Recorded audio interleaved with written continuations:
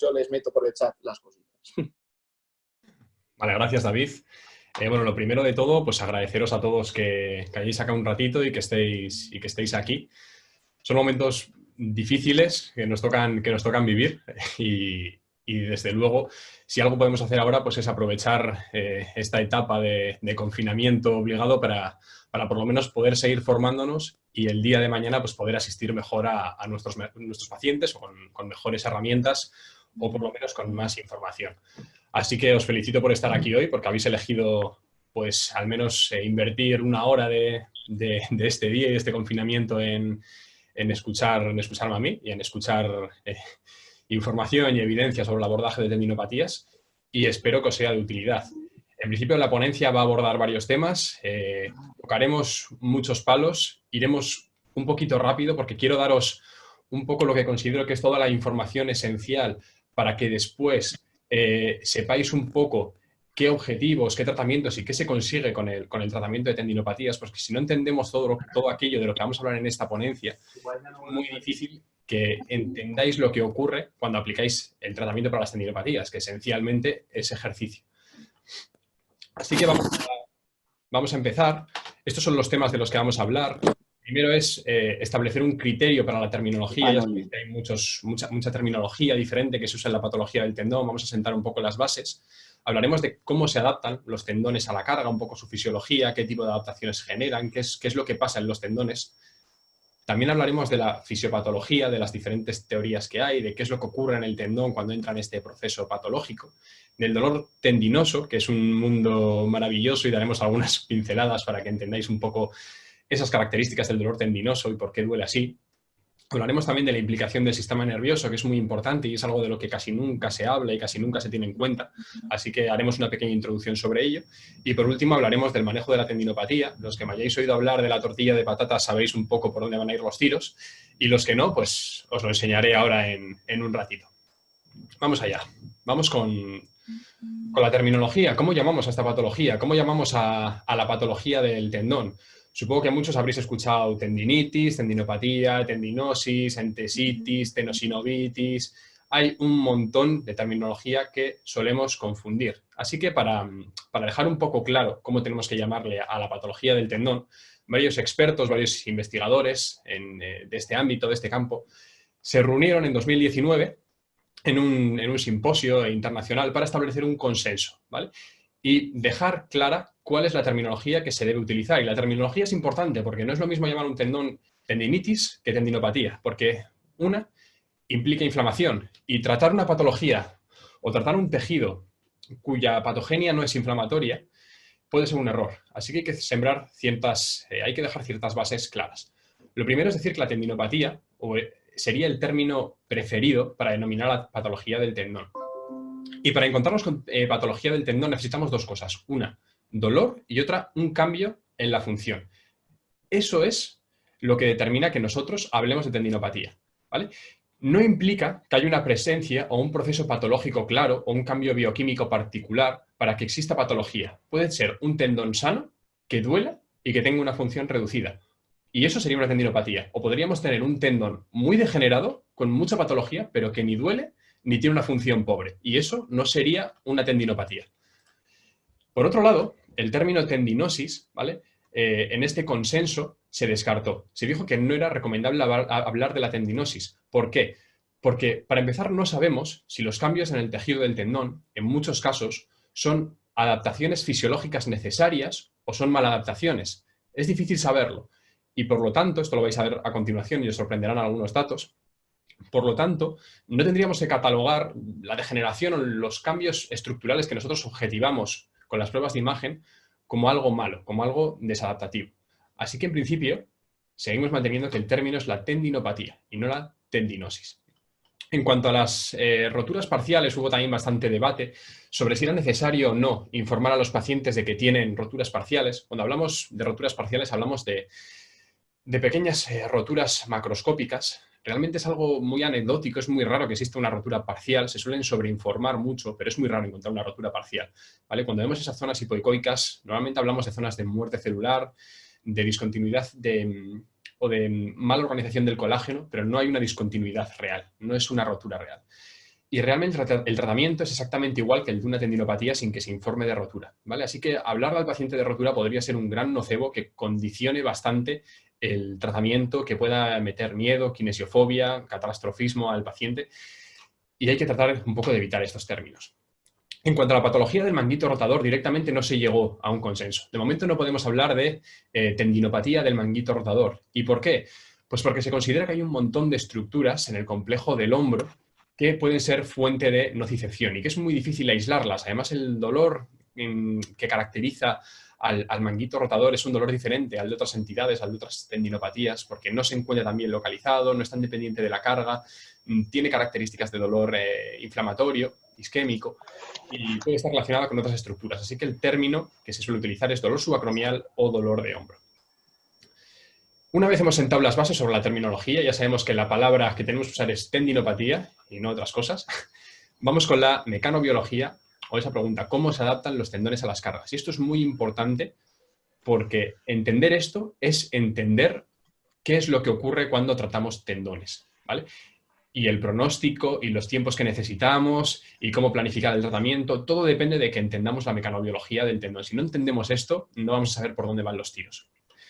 Bien, ¿qué es la mecanotransducción? ¿Vale? ¿Cómo funciona la mecanobiología del tendón? La mecanotransducción es de alguna manera la capacidad que tienen las células de detectar cargas externas, por ejemplo el ejercicio, ¿vale? Cargas que les vienen de externo y transformarlas en un estímulo químico para poder responder a esas cargas. Responder, por ejemplo, con la síntesis de colágeno. ¿Cómo ocurre esto en un tendón? Pues nosotros, como veis aquí, realizamos ejercicio, esto es carga mecánica, y esta carga mecánica va a generar una deformación en la matriz extracelular del tendón.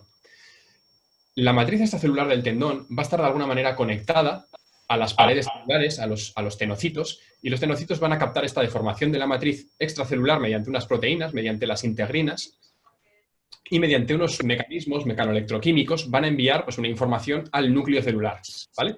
Y en el núcleo celular se va a empezar a sintetizar el ARN, por ejemplo, de colágeno o de colagenasa, ¿vale? Digamos que, de alguna manera, en función de la carga que detecta la célula, decidirá si es necesario sintetizar más colágeno, degradar colágeno, dará una respuesta a esa carga, ¿vale?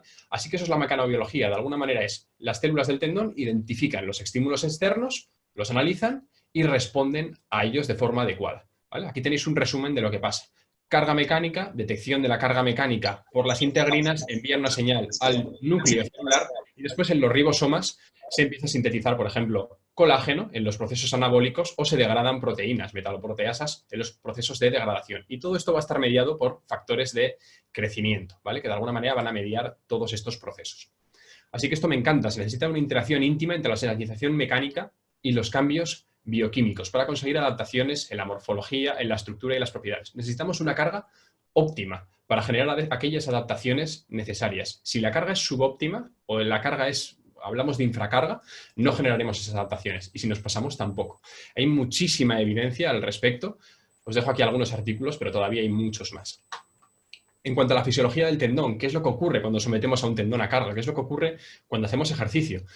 Pues podéis ver en esta comparativa entre el tendón y el músculo cómo cuando hacemos una hora de ejercicio, los procesos de síntesis de colágeno aumentan muchísimo. A las 24 horas tenemos un pico, pero permanecen aumentados hasta 72 horas. En el músculo es un poquito menos. A las 72 horas ya no se mantienen esos procesos anabólicos en general de síntesis.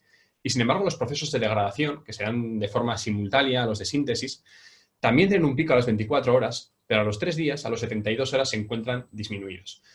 Así que esto es interesante porque de alguna manera nos va a informar de que si entrenamos el tendón a cargas altas, al menos necesitará unos 3 días para que los procesos de degradación disminuyan y se mantengan los procesos de síntesis. Es importante para tener en cuenta la frecuencia cuando prescribimos ejercicio, ¿vale?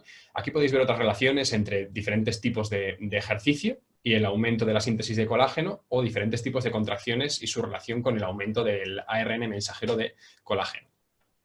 El tipo de carga o la intensidad de la carga también es importante. Vemos cómo cargas bajas generan unas consecuencias concretas, cargas moderadas o cargas aceptadas otras, y las cargas excesivas, pues otras muy diferentes. Así que la cantidad de carga es importante. Por ejemplo, una carga baja disminuirá la cantidad de estrés mecánico que es capaz de tolerar el tendón, disminuirá la talla o la sección transversal del tendón, disminuirá los procesos anabólicos o de síntesis de colágeno y aumentará los procesos catabólicos de degeneración.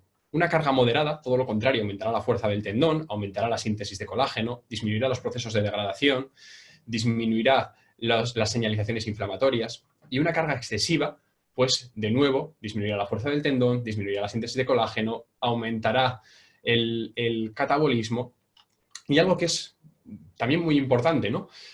La cantidad de carga es importante porque las células tendinosas, los tenocitos, como cualquier célula, se diferencian, ¿vale? Se diferencian quiere decir que de un tenocito sale otro tenocito, ¿vale? Pero son células que se van a diferenciar en tenocitos. A veces, si la carga es excesiva, pueden diferenciarse, por ejemplo, en osteocitos. Así que aquí en este gráfico vemos como si la carga es adecuada, se irán diferenciando en tenocitos y sintetizarán colágeno. Si la carga es demasiada, ya empezarán a diferenciarse en adipocitos, y si nos pasamos con la carga empezarán a diferenciarse en otro tipo de células como condrocitos u osteocitos, ¿vale?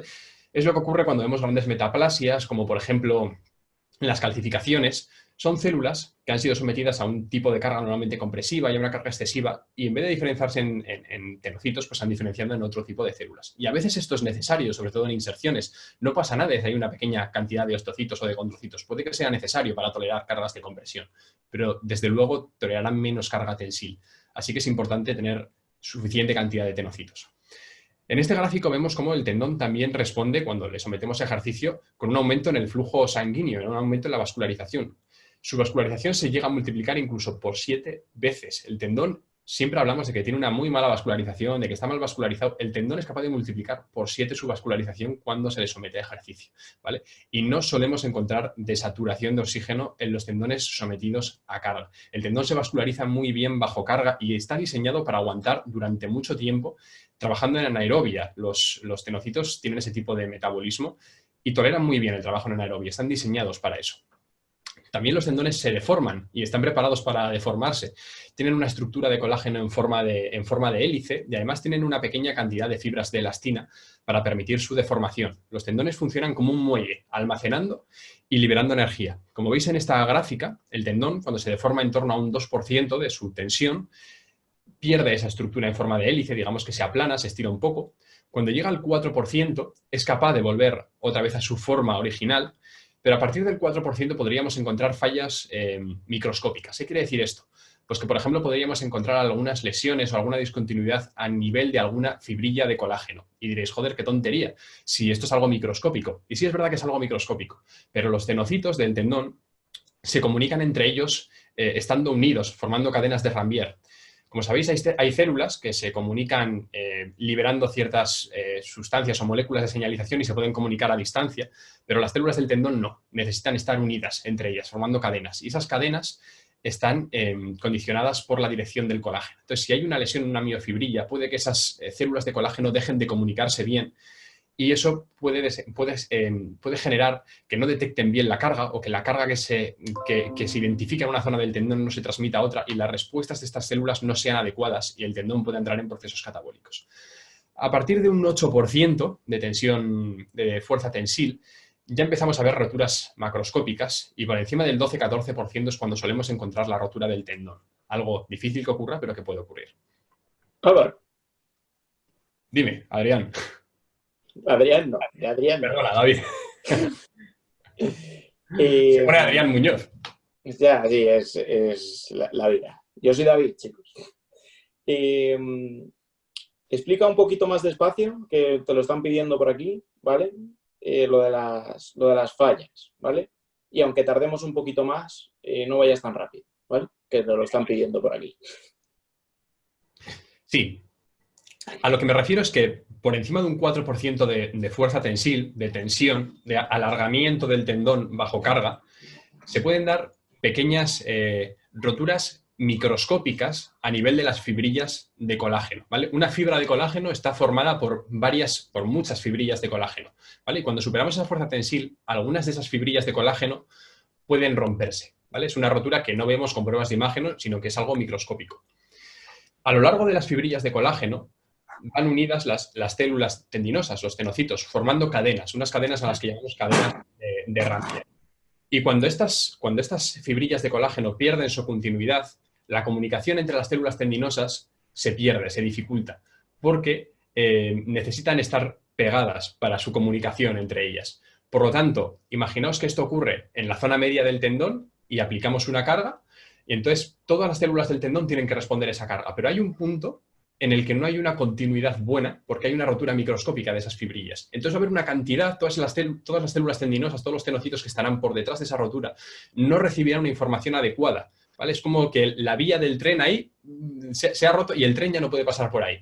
Entonces, claro, no van a interpretar bien la carga y la respuesta que van a dar, cuando hablo de respuesta me refiero a síntesis de colágeno, degradación de proteínas, componentes de la matriz extracelular, la respuesta no va a ser adecuada porque no reciben la información adecuada, no saben cuánta carga está recibiendo ese tendón. Y eso puede ocurrir a partir de esas tensiones que superen el 4%. Ya veréis, tampoco es tan importante porque es algo que no vamos a poder medir en nuestra práctica clínica. Así que más adelante vais a ver cómo podéis interpretar esto de forma subjetiva, pero de forma fiable en vuestra práctica clínica. Vamos a seguir con el mantenimiento de la homeostasis, ¿vale?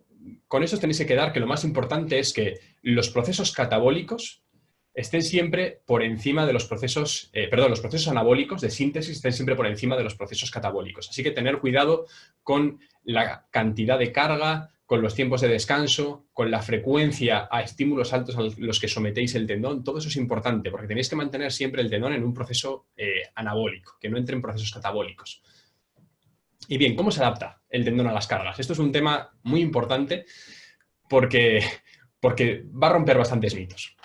Sabéis que las adaptaciones se pueden dar a nivel de la persona o a nivel del tejido. A nivel de la persona, en definitiva, sería mejorar el rendimiento de la persona, aumentar sus capacidades, ¿vale? Serían aquellas adaptaciones que vamos a conseguir en un conjunto de tejidos, de órganos, de cadenas cinéticas, ¿vale? Mejorar el rendimiento de la persona. Y las adaptaciones a nivel del tejido serían las adaptaciones que se van a dar en un tejido concreto, en este caso, en el tendón, ¿vale? Pueden ser cambios estructurales, morfológicos, en las propiedades mecánicas, este tipo de adaptaciones concretas del tejido. En el caso del tendón, estas adaptaciones sabemos que se van a dar con cambio en las dimensiones del tendón, el tendón aumentará de tamaño, con cambios en su estructura, por ejemplo, la estructura puede degenerarse, con cambio en las propiedades mecánicas, el tendón se puede hacer más rígido o más flexible, o con cambios en el flujo sanguíneo, que sería un poco lo menos importante, podríamos decir. Todo es importante, no podemos separar al tendón de la persona, vamos a tratar el tendón de una persona concreta, ¿vale? Y no tenemos evidencia de que los cambios en el tejido tengan una transferencia a los cambios en la persona, pero es lógico pensar que sea así, ¿vale? Es algo difícil de estudiar. También sabemos de forma teórica que puede existir un umbral de carga ideal, que los tendones pueden ser sometidos a una carga ideal que puede estar en torno al 6%, y podría ser una carga que sea capaz de generar adaptaciones positivas sin desencadenar respuestas negativas. Pero de nuevo esto no es importante en la práctica clínica porque no vamos a poder medirlo. Vamos con las adaptaciones específicas que se dan en un tendón cuando le sometemos a la carga. La primera es un aumento del tamaño del tendón. Y esto principalmente se va a dar por un aumento en el colágeno. Los tenocitos sintetizan más colágeno y este tendón se vuelve más grande y más fuerte. ¿Cuál es el problema de esto? Pues que parece que únicamente se va a dar durante la infancia. Es muy difícil que se dé rotación del colágeno y aumento del colágeno en personas adultas. Así que es importante que los niños se expongan a cargas, que salten, que corran y que desarrollen tendones fuertes. ¿Y por qué, Álvaro? ¿Por qué no sintetizamos colágeno en la edad adulta si siempre nos están diciendo eso?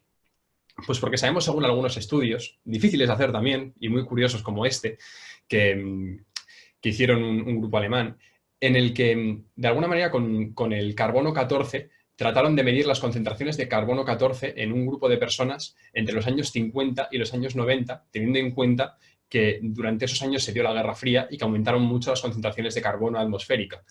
Y lo que vieron es que en otros tejidos, cuando hicieron este análisis o esta datación mediante el carbono 14, en el músculo, por ejemplo, se veían las cantidades de carbono que correspondían al año actual, mientras en el tendón se seguían viendo cantidades de carbono que correspondían a los años de la Guerra Fría. Lo que nos hizo pensar pues, que realmente el tendón no generaba ese recambio de colágeno. El tendón siempre mantenía el mismo colágeno a partir de los 18 años, 18, 19 años. Más cambios que se dan en el tendón cuando le exponemos a cargas. Pues cambios en las propiedades mecánicas. Básicamente el tendón puede hacerse más rígido o más flexible, ¿vale? Más rígido se va a hacer cuando le exponemos a una carga o a un periodo de entrenamiento prolongado. Eso aumentará la rigidez del tendón. Pero, sin embargo, el tendón inmediatamente después de exponerse una carga, suele bajar su rigidez. Y esto es otra cosa que tenemos que tener en cuenta, porque si sometemos continuamente a un tendón a una carga que no tolera bien, a una carga elevada, cuando sabemos que cada vez que le exponemos ahí a su rigidez disminuye, es probable que el tendón no tolere bien esa carga. Un tendón que ha sido sometido a una carga alta, al día siguiente va a ser menos rígido para volver a tolerar esa misma carga. Eso es importante, ¿vale? Y esto tenemos que añadirlo también a lo de que los procesos de síntesis permanecen aumentados durante 3 días, mientras que los de catabolismo permanecen aumentados 2 días. Así que calculad bien la frecuencia y si exponéis a los tendones a cargas altas, dadles días de recuperación entre uno y otro, ¿vale? Porque las propiedades mecánicas son importantes. El tendón tiene que estar rígido, tiene que ser como un muelle. No tenemos suficiente evidencia de si dependiendo del deporte es mejor que el tendón sea más rígido, más flexible, pero todo nos hace pensar que la rigidez es importante, que necesitamos tendones rígidos, que sean capaces de almacenar y liberar energía como si fueran un muelle. En cuanto a la estructura interna del tendón, que es otro de los cambios que solemos ver también, otra de las adaptaciones, normalmente siempre se ha hablado de cambios desadaptativos, que el tendón se degenera, que pierde, se desestructura, el colágeno se separa. Y bueno, puede que sea así, ¿no? Pero también sabemos que los tendones degenerados toleran carga igual que un tendón sano y que un tendón patológico, que da dolor y que pierde la función, cuando lo recuperamos sigue estando degenerado. Así que parece ser que los cambios en la estructura no son tan importantes, no son un gran condicionante. Además, también sabemos que los cambios en la estructura no son algo tan raro. Por ejemplo, en este estudio se cogió a jugadores de fútbol con tendones sanos y se les hizo una ecografía UTC. Una ecografía UTC es esta que veis aquí o esta que habéis visto en la diapositiva anterior, que lo que hace es caracterizar el tejido. Pinta el tejido en función de la calidad. Por ejemplo, un ecotipo 1, el de color verde, es un tejido bien organizado, bien estructurado. Un ecotipo 2, este que veis aquí en color azul, es un tejido de peor calidad, con un colágeno más desestructurado, digamos, ¿vale? Y así hasta un colágeno un ecotipo 4, que sería el de peor calidad. En este estudio se vio como el día 0 el tendón presentaba un aspecto muy bueno, le someten a un entrenamiento a una carga muy alta y en el día 2 se ve que hay un pico, ¿vale? De ecotipo 2, ¿vale? Se ve que aquí el colágeno pues, ha sufrido, puede haberse separado un poco, puede haber una pequeña respuesta reactiva, ¿vale? A veces imperceptible, y en el día 4 parece que todo vuelve a la normalidad. Así que otro estudio que nos hace ver que los tendones necesitan entre 3 y 4 días después de someterse a una carga alta para volver a la normalidad. En cuanto a las propiedades estructurales, a las propiedades mecánicas y a la síntesis de colágeno o a los procesos anabólicos. Dad descanso al tendón entre una sesión de carga alta y otra. Todos los estudios nos llevan a conclusiones parecidas, al menos 2-3 días para que el tendón se pueda recuperar bien, ¿vale? Y diréis, joder, si la estructura no cambia, ¿cómo puede ser que los tendones recuperen? Pues nos queda mucho por investigar, pero como nos dicen Ebony Río y Dukin en este estudio, puede que no necesitemos recuperar la estructura del tendón para que el tendón recupere su función. Y esto es lo mejor de todo. La normalización de la estructura no es necesaria para que se dé una adaptación positiva. Sabemos que desde la primera semana se van a dar adaptaciones, si entrenamos bien al tendón, a nivel del sistema nervioso, ¿vale? Los músculos pueden ser más fuertes, puede haber una disminución de la inhibición cortical, un aumento de la excitabilidad corticomotora. En definitiva, va a haber mejoras a nivel del sistema nervioso. Sabemos que a las 12 semanas, más o menos, se van a dar mejoras estructurales, sobre todo a nivel muscular, una hipertrofia de ese músculo, una mejora en las propiedades mecánicas del tendón, un aumento en la rigidez del tendón. Y sabemos que a los 6 meses, no siempre, pero a los 6 meses podrían darse algunos cambios estructurales también en el propio tejido del tendón, ¿vale? Así que esto es un proceso largo, pero desde las primeras semanas, con ejercicio, podemos conseguir cambios que nos lleven a mejorar nuestro tendón. Y tenemos mucha evidencia al respecto. Por ejemplo, también sabemos, como nos dicen aquí, que no es necesario los cambios estructurales y que después de 4 semanas de entrenamiento, aunque no hay cambios en la estructura, los pacientes mejoran en dolor y función. Es lo que nos tiene que importar, el dolor y la función. Por otro lado, los tendones sanos no tienen esa cantidad no son tendones que estructuralmente estén sanos del todo. Y esto también es curioso porque es algo que no solemos saber. Por ejemplo, un tendón de Aquiles en su inserción tiene más cantidad de tejido degenerado, de ecotipo 2, que de tejido sano. Y estamos hablando de un tendón sano. Y en la sección media tendría casi, como veis en este gráfico, tendría casi la mitad del tendón de ecotipo 2, o sea, con un colágeno de no tan buena calidad. Así que partimos de que los tendones sanos en personas adultas, estructuralmente en una ecografía, no están sanos del todo, no todo su tejido es sano. Lo que pensamos es que la degeneración del tendón se va a dar en esa zona de ecotipo 2 que ya de por sí no estaría estructuralmente perfecta, ¿vale? Por eso el tendón podría ser capaz de mantener siempre a lo largo de su vida esa zona de tejido que sí es sano en buenas condiciones y tolerar cargas, aunque el que no se presenta sano del todo pueda seguir degenerándose. Estos son los diferentes factores que pueden influir en la calidad del tendón, ¿vale? Por un lado tenemos la edad, las lesiones y la inactividad. Todo eso va a favorecer la degradación de las propiedades del tendón. Y sin embargo, la carga mecánica o el ejercicio va a favorecer los procesos anabólicos o catabólicos, los que queramos. Por eso, el ejercicio va a ser nuestra única herramienta para mantener los tendones sanos. El tendón necesita carga, necesita su alimento, podríamos decir, ¿vale? Vamos a ver si entendemos un poco la fisiopatología de las tendinopatías, ¿vale? Hay diferentes modelos que han tratado de explicarlos. El modelo del iceberg, el continuum de la patología del tendón, que es un poco el más famoso, y que aunque podríamos decir que cojea en cuanto a que no da demasiado valor al sistema nervioso, o aunque está basado en un modelo biomédico, que es un poco la crítica que le hacen algunos autores, es un poco el que más relevancia ha tenido y el que en la práctica clínica quizá más nos sirva. Así que vamos a explicarlo. Lo desarrollaron Cook y colaboradores, y este otro estudio también os lo voy a dejar aquí porque es un poco... a mí me gusta juntarlos porque es un poco el que va a complementar al continuum de Cook, ¿vale? Es un estudio de Littlewood, Mayaras, Bateman, que habla también de la importancia del sistema nervioso en la patología del tendón, y es muy importante tenerlo en cuenta. El modelo continuum habla de 3 fases diferenciadas, pero continuadas de la patología del tendón. Una primera fase, en la que sería un tendón sano, que es sometido a una carga excesiva y entra en un proceso patológico. En esta primera fase no habría todavía cambios en las propiedades del tejido, en la matriz extracelular, en el colágeno, pero sí que hay una respuesta celular, un aumento de la síntesis de proteoglicanos y dolor. Pero es una fase todavía reversible, en la que podríamos volver, digamos, al estado sano del tendón, sin que haya una degeneración del mismo. Esta fase puede progresar al tendón desestructurado, a lo que llamamos fase de disrepair. Sería una recuperación fallida. Normalmente estos tendones son asintomáticos y no solemos verlos en consulta.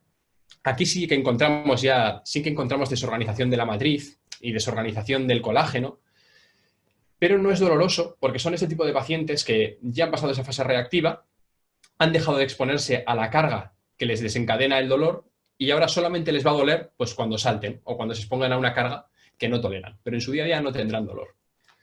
Y eso puede seguir degenerando hasta que lleguemos a la fase degenerativa o a esta tercera fase en la que hay una progresión de la degeneración de la matriz, del colágeno, muerte celular, neovascularización, ¿vale? Y aquí también se puede dar una nueva fase reactiva, porque el tendón ya ni siquiera es capaz de tolerar cargas pequeñas y puede doler con cargas bajitas, digamos, ¿vale? Al final es un poco lo mismo. ¿Cuál es la parte del tendón que genera la nocicepción? La parte del tendón que genera la nocicepción es la parte sana, ¿vale? De nuevo aquí en esta ecografía UTC, la parte sana sería aquella que veis de color verde y es la zona que se va a volver reactiva. La zona reactiva sería esos puntos azules que veis, digamos que son los que se van a volver reactivos y los que es probable que sean la fuente nociceptiva, ¿vale? La zona roja sería la zona de degeneración, la zona de células muertas, de apoptosis. Ahí no ocurre nada y por eso quizá todas esas técnicas destinadas a tratar el tejido degenerado no tengan ninguna utilidad porque es un tejido donde no hay células y donde no vamos a conseguir ningún tipo de adaptación. Nuestro objetivo tiene que ser todo ese territorio verde que veis de células sanas, hacerlo lo más fuerte posible. Que ese tejido de color verde sea capaz de tolerar cargas muy altas, que respondan muy bien a la carga. Eso solo lo conseguiremos con ejercicio. Como veis, el tendón degenerado no presenta clínica hasta que es sometido a una carga excesiva, ¿vale? Es la carga lo que va a desencadenar el dolor. Y la fuente de la nocicepción siempre va a ser la zona sana, ¿vale? Es muy raro que tendones que en algún momento han dolido se puedan romper. El dolor tiene algo bueno y es que nos va a proteger de las roturas, ¿vale? No nos va a dejar exponernos a una carga que pueda desencadenar una rotura, ¿vale? Así que la degeneración de por sí no siempre es una adaptación, no es una desadaptación siempre. Como dice Cook, hay que tratar el donut y no el agujero. Esto quiere decir que nos tenemos que centrar en el tejido sano y no en el tejido degenerado. Nuestras técnicas, principalmente el ejercicio, tienen que ir destinadas a aumentar la tolerancia a la carga del tejido sano y no a intentar generar algún tipo de cambio en el tejido degenerado como se intenta hacer con muchas técnicas. Esta diapositiva me gusta mucho porque aquí podéis ver un poco todo lo que puede pasar en un tendón. Podemos encontrarnos con un tendón con una función pobre, ¿vale? Un tendón que no tolera muchas cargas, por ejemplo el de una persona sedentaria, pero que no tiene ni degeneración ni tiene dolor. Simplemente no es un tendón fuerte.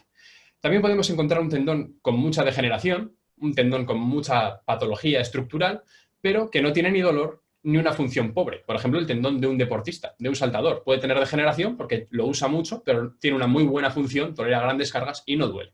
Y después podemos encontrarnos todo junto. Un tendón que tiene una función pobre, tiene dolor y tiene degeneración, ¿vale? Que sería la tendinopatía. En cuanto al dolor tendinoso, ¿vale? ¿Qué sabemos del dolor tendinoso? Pues sabemos que tiene unas características muy claras, de las que hablaremos ahora, pero que es desconcertante, ¿vale? Es un dolor que puede durar mucho en el tiempo, ¿vale? Que no sabemos literalmente cuál es el generador del dolor, no lo entendemos bien, ¿vale? Pero sabemos que no hay una relación entre las características estructurales, lo que vemos en las pruebas de imagen, y la intensidad del dolor. El tendón, por muy degenerado que esté, no tiene por qué doler más. Y además es un dolor que puede persistir mucho en el tiempo, presentar características de dolor fisiopatológico o de sensibilización central. ¿Cuáles son las características del dolor tendinoso? Y esto es de lo más importante que vais a oír hoy, porque es lo único que necesitáis para diagnosticar una tendinopatía. Pues son estas que veis aquí. Si el paciente cumple esto, sabéis que estáis ante una tendinopatía y no necesitáis ningún tipo de prueba de imagen. Necesitáis dolor localizado a punta de dedo en el tendón. Si el paciente te señala un territorio amplio, no penséis tanto en el tendón, excepto en algunos casos, como el hombro, lo que hemos dicho antes, y el glúteo, el tendón del glúteo medio, ¿vale? Es una zona con muchas bursas y el dolor puede ser más amplio. Se reproduce con la carga. En reposo no va a doler únicamente cuando sometamos el tendón a la carga. Por eso hablamos de que tiene una naturaleza on-off. Cuando aplicamos carga duele, cuando quitamos la carga no duele, ¿vale? Con alteración de la función, es un dolor que no va a tener una buena función, no va a tolerar grandes cargas. Normalmente tendrá, hablaremos de esto más adelante, pero habrá cambios en la fuerza. Se calienta. ¿Qué quiere decir esto? Normalmente los pacientes con tendinopatía nos van a decir, cuando comienzo la actividad me duele, pero cuando la mantengo en el tiempo, el dolor mejora, el tendón se calienta, ¿vale? Eso es una propia del dolor tendinoso y hablaremos ahora de ella. Es sensible a la palpación. Lo pongo lo último porque es lo que menos me importa. De hecho, una tendinopatía puede ser sensible a la palpación incluso cuando ya hemos recuperado ese tendón, ¿vale? No me importa tanto, pero sí que es verdad que los tendones patológicos, las tendinopatías suelen ser sensibles a la palpación. Con esto diagnosticáis una tendinopatía. Bien, ¿cómo es el dolor tendinoso? ¿Hablaríamos de un dolor nociceptivo o de un dolor nociplástico?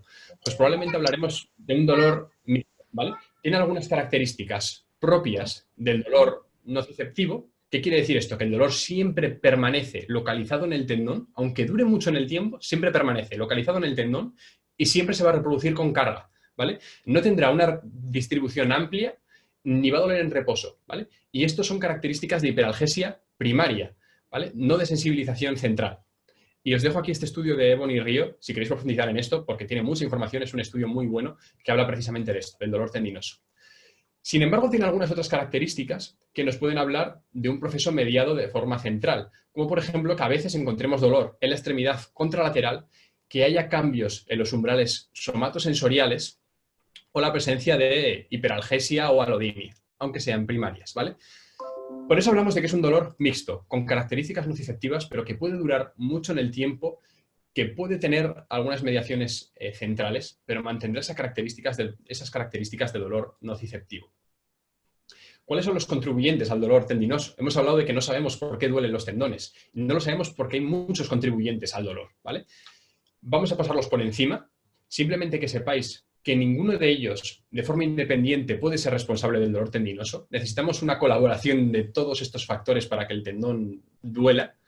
Y por eso los tratamientos que van destinados únicamente a uno de estos contribuyentes no van a ser efectivos, ¿vale? Estos contribuyentes son los cambios en la matriz extracelular. Esto es la degeneración de la matriz, con aumento de proteoglicanos, con cambios a nivel, con la mala comunicación entre la célula y la matriz, que puede interrumpir la mecanotransducción, los cambios vasculares, la angiogénesis, los cambios bioquímicos. Sabemos que los tenocitos pueden segregar citoquinas, pueden segregar sustancia P y normalmente lo hacen pues, para regular la síntesis de colágeno o para comunicarse con las células de al lado, pero es que este tipo de moléculas de señalización o de neuropéptidos pueden generar dolor también. Y hay veces que cuando las células no se comunican bien entre sí, pueden volverse sensibles y liberan un montón de moléculas de señalización o de neuropéptidos o de citoquinas para tratar de enviar la información como sea, y este ambiente químico puede ser responsable de la nocicepción, ¿vale? Pero no lo explica por sí sola. Por eso las técnicas destinadas únicamente a tratar estos mediadores inflamatorios no suelen ser efectivos. Por otro lado, los cambios en la estructura y la función de los tenocitos. Sabemos que los tenocitos cambian su estructura, se vuelven redondeados, normalmente con más organulos productores de proteínas, se vuelven mucho más sensibles, lo captan absolutamente todo y responden muy rápido a todo y pueden ser responsables de la nocicepción. Además, muchos de ellos mueren, hay un montón de apoptosis de células tendinosas y hay una alteración en la comunicación entre ellos. Y por último, los cambios metabólicos. Sabemos que la tasa metabólica en las tendinopatías aumenta mucho. Esto quiere decir que los tendones empiezan a trabajar en anaerobia y el ambiente o su entorno, el pH, cambia. Y eso quiere decir que aumenta mucho el lactato en el entorno. Y cuando aumenta mucho el lactato en el entorno, pues las células en ese ambiente ácido pueden morir. Y aparte de eso, el aumento del lactato como tal también puede ser un generador de dolor. ¿Por qué? Pues porque sabemos que en el tendón hay una serie de receptores tipo ASICs con unas características muy especiales y que pueden explicar algunas características del dolor tendinoso. Sabemos que los receptores tipo ASICs pueden captar el lactato y que se van a saturar en torno a los 3-4 minutos. Por eso el tendón se calienta, por eso los pacientes cuando empiezan a correr, por ejemplo, les duele el tendón de Aquiles, pero cuando llevan corriendo 5 minutos el dolor mejora. ¿Por qué? Porque estos canales tipo ASICs se saturan, no pueden captar más lactato y entonces no son capaces de enviar esa señal química y no se da la nocicepción. Sin embargo, a las 24 horas esos canales están de nuevo a tope, pueden volver a captar lactato, incluso bastante antes. Por eso nos dicen los pacientes que cuando llegan a casa se relajan y se sientan y se vuelven a levantar, les vuelve a doler y al día siguiente por la mañana cuando se ponen de pie están reventados, ¿vale? Eso podrían explicarlo este tipo de canales iónicos. En cuanto al papel del sistema nervioso, ¿vale? Es complejo, solo vamos a hablar de algunas cositas. Pero para hacer un símil, digamos que podría ocurrir algo así como lo que ocurre en un accidente cerebrovascular. ¿Qué quiere decir esto? Pues que se va a dar una inhibición del lado afectado. Imaginaos que yo tengo una tendinopatía del codo izquierdo, pues probablemente se va a dar una inhibición en mi lado izquierdo y una hiperexcitabilidad en mi lado derecho. De alguna manera es una adaptación biológica para tratar de favorecer la función del lado sano y que yo pueda seguir desempeñando correctamente mi actividad. Y esto, por ejemplo, pues podría explicar que pueda aparecer dolor en el lado sano, porque existe una hiperactividad y porque lo voy a usar más. Por ejemplo, simplemente es una teoría más, porque no conocemos la razón. También sabemos que se da una inhibición interhemisférica, que cuando yo realizo trabajo con mi lado sano, desde mi hemisferio sano al hemisferio afecto a nivel central, en el cerebro, se va a dar una inhibición, de nuevo para favorecer la función del lado sano frente al lado patológico. También sabemos que puede haber cambios en la fuerza, aunque realmente no sabemos si aumenta o disminuye la fuerza.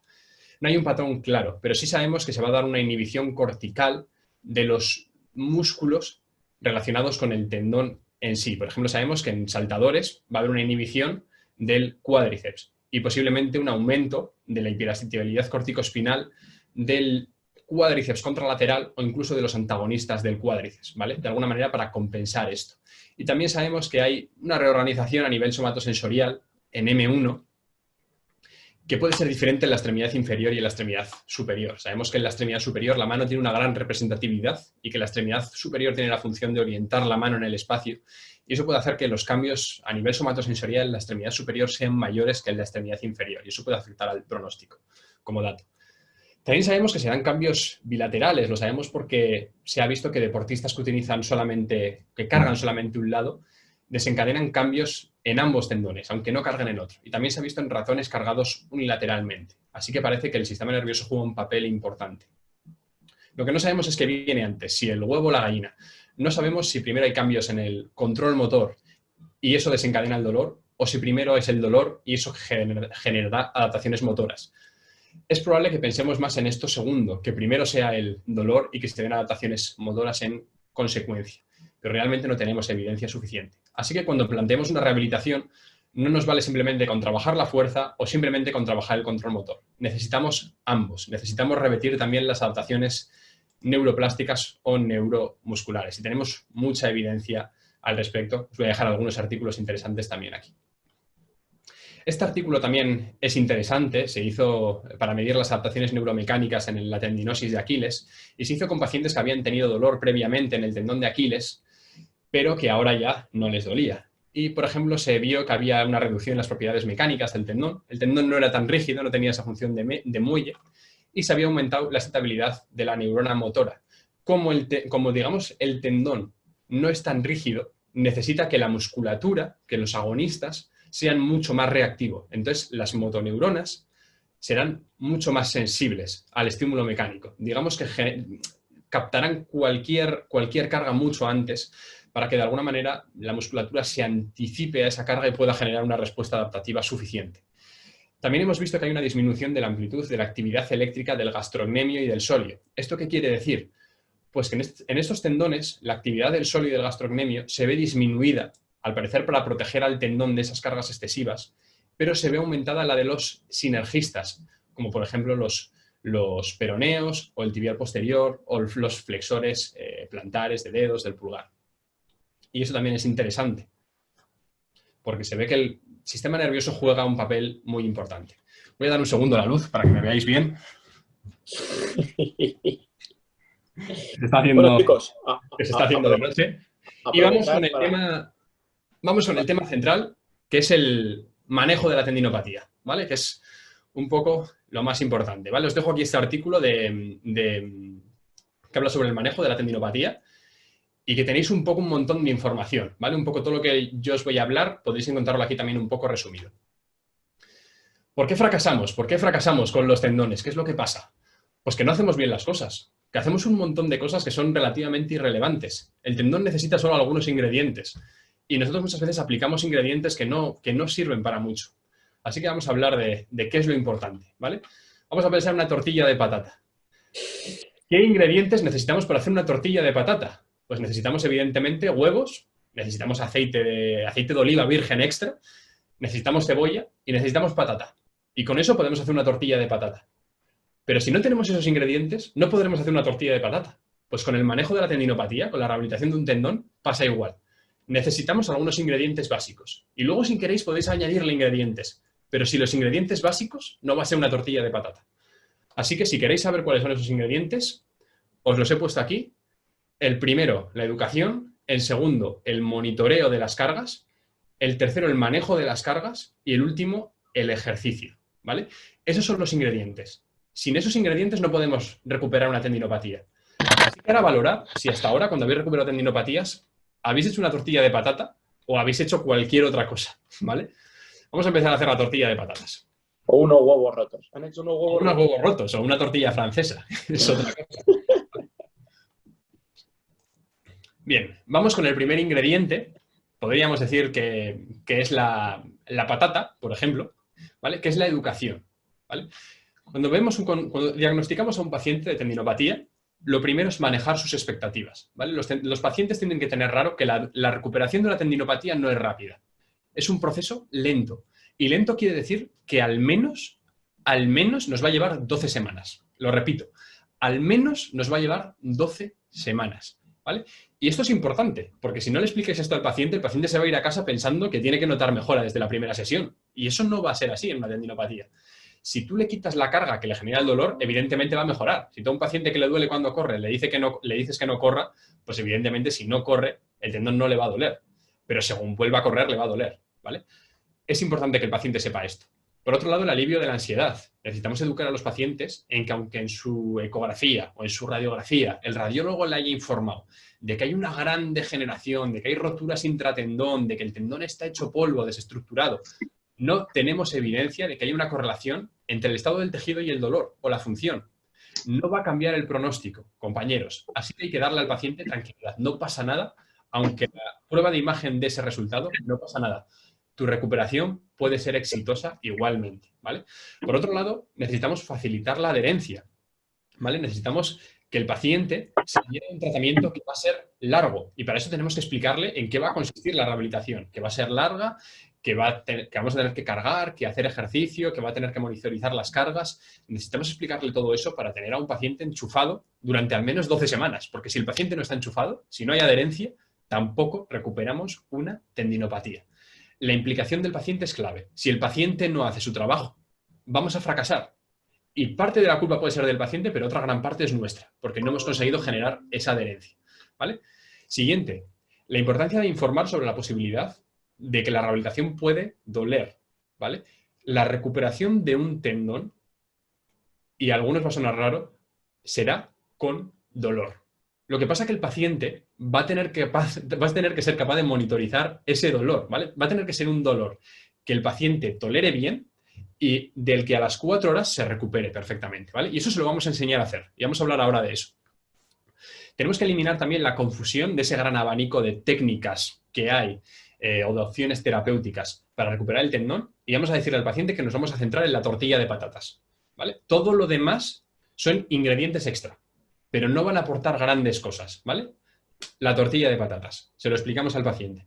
Y por último, el ejercicio va a ser la piedra angular y esto se lo explicamos al paciente también. Sin ejercicio no hay recuperación, el tendón necesita carga, ¿vale? Hay mucha evidencia al respecto, ¿vale? Os dejaré algunos artículos también por aquí.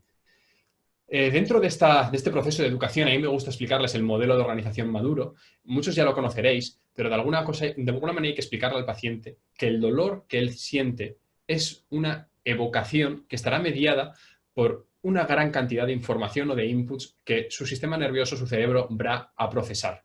Va a hacer un escrutinio y en función de que haya una mayor evidencia de seguridad o una mayor evidencia de riesgo, generará una respuesta, ¿vale? Pero esa respuesta, ese dolor, no tiene por qué significar que su tendón, en este caso, esté empeorando, ¿vale? Simplemente es la interpretación de su sistema nervioso. Esto se lo explicamos al paciente de forma sencilla y de forma en que la pueda entender, pero hay que explicarle ese tipo de cosas al paciente. Dolor no es igual a daño, ¿vale? Os lo pongo aquí en grande, porque esto se lo vais a poner en grande en su cara. Cuando os venga con la radiografía, le ponéis esta diapositiva en su cara, ¿vale? Y que al paciente le quede claro. Muy importante. ¿Cómo de importante es la patología? Pues estos son los 3 puntos que el paciente tiene que entender. La patología es común en gente sin dolor. Que tengas patología no quiere decir que estés peor. La gente que no tiene dolor también tiene patología. Peor patología no significa recuperación más difícil. Tu pronóstico no es peor porque tu tendón tenga peor aspecto, ¿vale? Y por último, el dolor y la función van a mejorar independientemente del estado del tejido, ¿vale?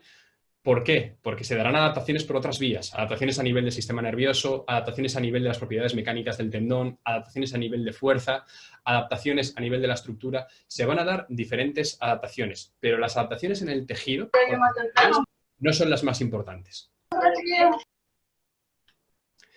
Y esta diapositiva también es importante, y si queréis podéis cogerla, porque es la manera en la que yo le explico al paciente que durante la rehabilitación puede notar dolor y que no pasa nada, ¿vale?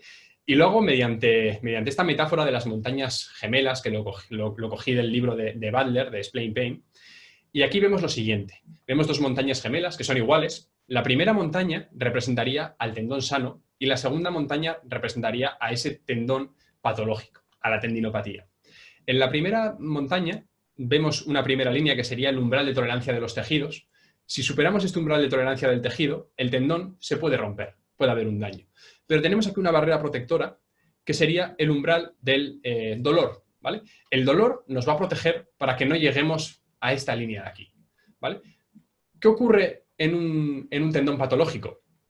Pues que el nuevo umbral de tolerancia del tejido, esta línea que veis aquí arriba, baja un poquito, no mucho, pero baja un poquito, pero lo que sí que baja mucho es el nuevo umbral del dolor, ¿vale? ¿Qué quiere decir esto? Que nuestro sistema nervioso nos va a proteger muchísimo antes de que lleguemos a umbrales capaces de generar algún tipo de adaptación en el tejido, ¿vale? Por lo tanto, si trabajamos con dolor, vamos a trabajar siempre aquí. Vamos a trabajar muy lejos de una carga que suponga un estímulo suficiente para desencadenar adaptaciones neuromecánicas decentes. ¿Qué quiere decir esto? Que tenemos que trabajar un poquito aquí. Y trabajar un poquito aquí supone que el paciente tenga que tolerar un pequeño dolor. ¿Qué dolor es ese? Pues es un dolor de un 3-4 en una escala de EVA, ¿vale?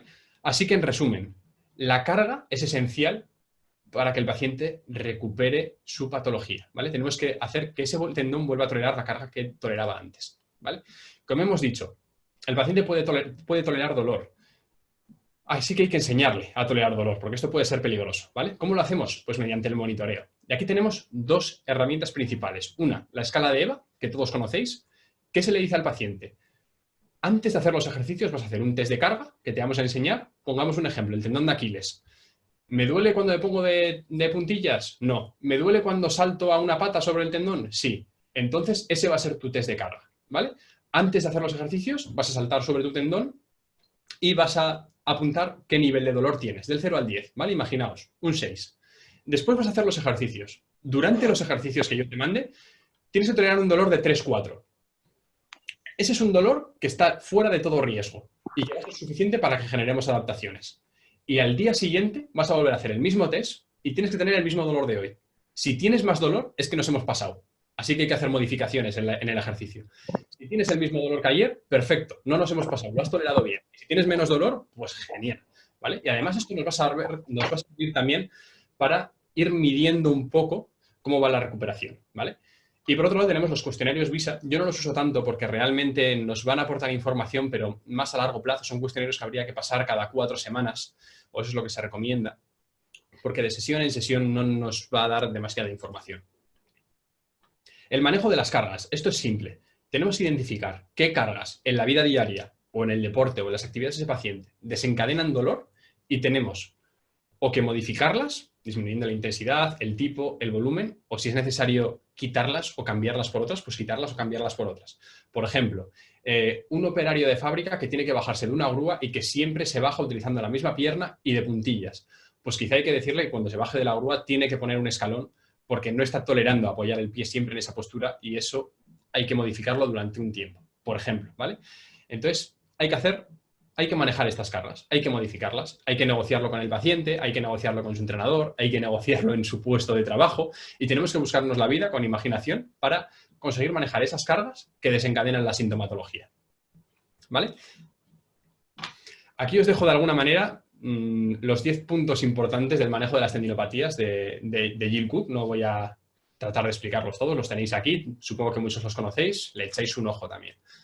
Lo que aparece en el curso como los 10 de Jill Cook. Los 10 de Jill Cook, eso es, son muy conocidos. Supongo que muchos los conoceréis ya. Y vamos con el ejercicio, ¿vale? El ejercicio sería la piedra angular, serían como los huevos de la tortilla de patata, ¿vale? Imaginaos hacer una tortilla de patata sin huevos, pues imposible, ¿no? Nos quedaría una patata con cosas. Pues el ejercicio en el tratamiento de una tendinopatía es igual, necesitamos huevos, ¿vale? Así que ya vamos a echarle huevos y vamos a explicar al paciente lo más importante del tratamiento, que es el ejercicio. El ejercicio es la piedra angular. Es importante establecer objetivos. ¿Esto qué quiere decir? Imaginaos que nuestro paciente quiere saltar. Pues tiene que acabar la rehabilitación saltando. Si no acaba la rehabilitación saltando sin dolor, ese tendón no está recuperado, aunque no le duela en su día a día. Imaginaos que el objetivo del paciente es pasear con su nieto y le duele cuando pasea con su nieto, su tendón de Aquiles. Hasta que no sea capaz de pasear con su nieto el tiempo que suele pasear habitualmente, ese tendón no está recuperado. El tendón solo duele con la carga y con la carga que no tolera. Así que el tendón se termina de recuperar cuando es capaz de tolerar esa carga que no tolera, ¿vale? ¿Cómo conseguimos esto? Con ejercicio. ¿Cuál es el ejercicio o cuál es el ejercicio más interesante para las tendinopatías? ¿Cuál es el mejor ejercicio para las tendinopatías? Siempre se ha hablado de los excéntricos. Los excéntricos son sin duda el tipo de ejercicio más estudiado, con más estudios publicados, con más evidencia. ¿Son los mejores? No. No tenemos evidencia de que los excéntricos sean mejores que otro tipo de ejercicios, ¿vale? No tenemos siquiera evidencia de que haya algún tipo de ejercicio que sea mejor, ¿vale? El mejor ejercicio para recuperar la tendinopatía es aquel ejercicio en el que consigamos estructurar un programa o generar una programación que lleve al paciente a acabar tolerando la carga que quiere tolerar. Y ahí tenéis todo el abanico de ejercicio posible, ¿vale? No os quedéis solamente con los excéntricos o solamente con los isométricos, por favor. Hay mucha variedad de ejercicio. El ejercicio es ejercicio, no es un tipo en concreto, ¿vale? Sabemos que los excéntricos, integrados junto a los concéntricos, pueden ser más efectivos. ¿Por qué? Pues porque sabemos que los programas HSR, que son programas o son ejercicios realizados de forma lenta, pero con cargas muy altas en el tendón y que no se realizan todos los días, se realizan días alternos, parece que han reportado muy buenos resultados y mejores satisfacciones reportadas por los pacientes. Parece ser que los pacientes se sienten mejor haciendo ese tipo de ejercicios. No tiene mucho sentido aislar la fase excéntrica de la fase concéntrica, porque no hay ninguna actividad en nuestro día a día que realicemos sin fase concéntrica, ¿vale? Entonces, no aisléis la fase excéntrica, por favor. La eficacia de los excéntricos es similar a la de los concéntricos, a la de los isométricos o la del concéntrico excéntrico, ¿vale? Lo importante es la intensidad, el volumen, la frecuencia, el tipo de ejercicio, la especificidad del ejercicio. Esas son las cosas importantes, no tanto el tipo de ejercicio, ¿vale? Os voy a dejar aquí un resumen también de los diferentes protocolos que hay, los más famosos, el de Alfredson, el de Siebel-Bernagel, el HSR, para que le echéis un ojo, ¿vale? Este es el estudio del que os hablo. Parece que los pacientes reportan una mayor satisfacción con los protocolos HSR y, sinceramente, pienso que es simplemente porque no tienen que realizarlo todos los días. Los protocolos HSR son protocolos que se realizan con cargas muy altas y se realizan días alternos o cada 2 días. Incluso si lo realizáis con cargas muy altas, cada 3 días, ¿vale? Y esto es interesante porque los pacientes no lo tienen que hacer todos los días, pero tiene un aspecto negativo y es que en muchos casos los pacientes necesitan ir al gimnasio porque en su casa no tienen material para exponerse a cargas tan altas. Entonces no podemos mandarlo en todo el mundo, nos tenemos que adaptar, ¿vale? En cuanto a ejercicio y estructura, no hay relación estructura-función, ¿vale? Una mejor estructura no supone una mejor función, ¿vale? Así que el objetivo del ejercicio no es mejorar la estructura, como mucha gente piensa. Tampoco hay relación estructura-dolor. Por mucho que mejoremos la estructura, no tiene por qué mejorar el dolor, y viceversa. No hay relación neovascularización-dolor, ¿vale? No tenemos por qué esperar que la neovascularización mejore con el ejercicio, ni que cambie, ni tiene que ser nuestro objetivo. Nuestro objetivo tiene que ser mejorar la función neuromuscular. Simplemente que nuestra musculatura sea más fuerte, que nuestro tendón sea más rígido, que nuestro sistema nervioso sea más eficiente. Esos tienen que ser nuestros objetivos. Tenemos que hacer a nuestros pacientes más fuertes y tenemos que conseguir que nuestros pacientes alcancen esos objetivos, ¿vale? Y aquí también entra en juego ese dilema entre los isométricos, si los isométricos son mejores para el dolor, si son peores, si los isométricos son mejores que los isotónicos. Pues esta es la cara que se me queda a mí un poco cuando me dicen que los isométricos, por ejemplo, son mejores. La que tiene este chico tan majo que veis aquí. ¿Por qué se suele decir que los isométricos son ideales para el dolor? Pues porque Ebony y Río publicó este artículo muy interesante en el que parece ser que los isométricos conseguían una mayor analgesia con respecto a los isotónicos y una analgesia que duraba más tiempo. Como veis aquí, duraba 45 minutos. Era una analgesia del 87% frente al 47% de los isotónicos, ¿vale? También parecía que mejoraban la contracción voluntaria máxima después de hacerlo. Y esto era interesante porque podría mejorar el rendimiento en pacientes con tendinopatía que sabemos que tienen una inhibición de la musculatura agonista, pues parece ser que esto podría disminuir esa inhibición, ¿no? Como veis aquí, parece ser que disminuían o mejoraban la inhibición cortical. ¿Qué ocurrió? Pues que, por otro lado, Siebel-Bernagel y Vicencino más adelante criticaron que no tenía mucho sentido tratar de disminuir de forma aguda el dolor en el tendón, porque si recordáis la gráfica de las montañas gemelas, el dolor nos va a informar muy bien de si estamos tolerando bien esa carga o no, ¿vale? Entonces tampoco tendría mucho sentido esto.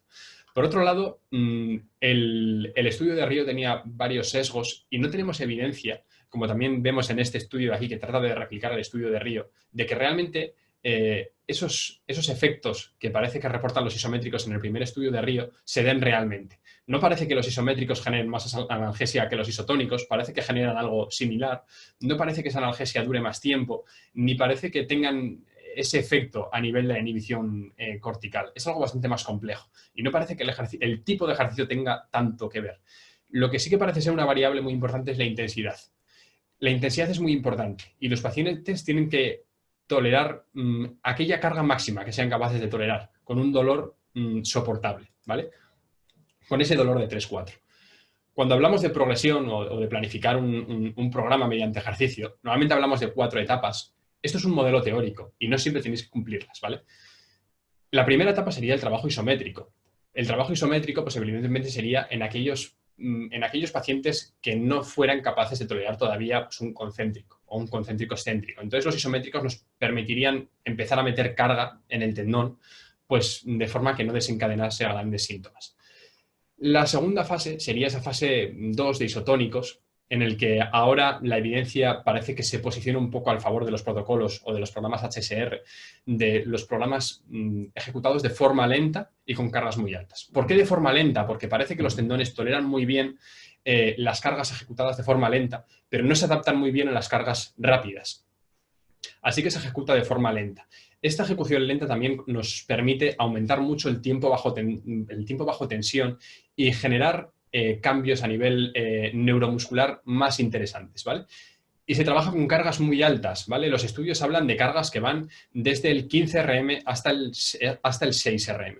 Esto cogerlo con pinzas, ¿vale? Porque los que hayáis entrenado fuerza alguna vez, veréis que si vosotros, como dicen los protocolos, tratáis de que un paciente os haga 4 series de un 6 RM con un minuto de descanso, esto es imposible. Así que esto tenéis que adaptarlo un poco. Un 6 RM, para los que no tengáis este concepto claro, sería aquella carga que el paciente pudiera mover 6 veces sin tener la posibilidad de hacer una repetición más. Quiero decir, hacer 6 repeticiones con el máximo peso posible que pueda mover 6 veces sin hacer una séptima repetición. Recuperarte para realizar una siguiente serie de 6 repeticiones con esa carga nos llevaría 20 minutos. Nos llevaría mucho tiempo. Así que esto es un modelo teórico que no es muy práctico clínicamente, ¿vale? Así que esto hay que adaptarlo en vuestros pacientes. La tercera fase sería una fase de almacenamiento y liberación de energía, ¿vale? Aquí ya empezaríamos a meter trabajo pliométrico, trabajo de almacenamiento y liberación de energía, que sería algo así como, por ejemplo, desaceleraciones o aceleraciones, tratar de almacenar energía, tratar de meter saltos, en principio, tratar de recuperar esa función de músculo. Álvaro, espera un momento. Sí. Miriam, apaga el audio porque no me deja apagártelo desde ahí. Ahí. Ya está. Y por último, tendríamos la cuarta fase, que sería el entrenamiento específico. El entrenamiento específico solamente sería en deportistas que necesiten retomar su actividad y básicamente sería volver a realizar su actividad. Esto casi sería más un papel del entrenador y nosotros aquí nuestro papel sería un poco negociar con el entrenador sobre la cantidad de volumen de ejercicio, la frecuencia de las sesiones, ¿vale? Que dejen al deportista recuperarse bien, pero ya en esta fase seríamos muy específicos. Si el paciente juega al fútbol, pues jugará al fútbol. Si el paciente corre, correrá, ¿vale? Y aquí a esta cuarta fase únicamente llegaremos en deportistas. En gente no deportista no tendremos esta necesidad. Y por último, para terminar, tendríamos los ingredientes complementarios de la tortilla de patata. Serían ingredientes no necesarios, ya tendríamos los ingredientes principales, pero por un lado tendríamos los agentes electrofísicos, muy poca evidencia. Las ondas de choque son las únicas que tienen algún estudio decente, parece que pueden generar algo de analgesia, incluso parece que pueden influir en las propiedades mecánicas del tendón, pero falta hacer estudios decentes todavía. Pero bueno, evidencia muy limitada o muy poca evidencia de los agentes electrofísicos. Podéis ahorrarlo perfectamente. En cuanto a los medicamentos o la terapia triple, no voy a hablar de la terapia triple porque ninguno la vais a utilizar, pero bueno, si alguno lo quiere ya os pasaré el estudio. En cuanto a los antiinflamatorios, mucha controversia. Parece que pueden ayudar a no segregar muchos proteoglicanos en las fases reactivas, pero también parece que pueden influir en la vascularización del tendón. No está claro que jueguen un papel analgésico importante. Podéis ahorrar los analgésicos, ¿vale? En cuanto a las terapias inyectables, ¿tiene sentido inyectar PRPs, plasma rico en plaquetas o factores de crecimiento en tendones en los que ya hay una respuesta hipercelular? ¿En tendones en las que ya hay una gran cantidad de células? ¿En tendones en las que ya están proliferando las células? No.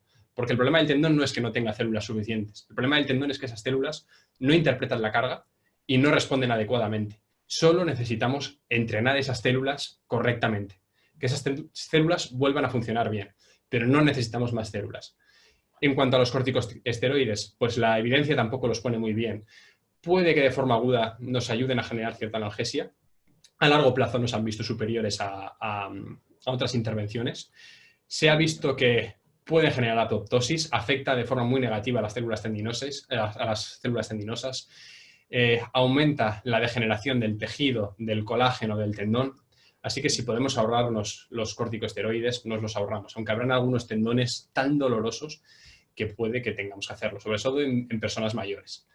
Y la cirugía, la indicación suele ser muy clara. En la mayoría de las tendinopatías no necesitaremos cirugía, únicamente en las roturas de tendón, evidentemente, y solo necesitaremos cirugía en algunos casos muy específicos, como un tendón tibial posterior excesivamente largo, un músculo sóleo accesorio que esté generando una gran compresión, o incluso un tendón plantar delgado demasiado grueso, por ejemplo, que pueda estar comprimiendo el tendón de Aquiles. Tendrá, digamos, indicaciones bastante claras. Pero el resto de indicaciones quirúrgicas en tendinopatías al uso, digamos, no han demostrado eficacia frente al tratamiento conservador, ni siquiera frente al placebo. Así que, compañeros, cirugías en las tendinopatías, no, por favor.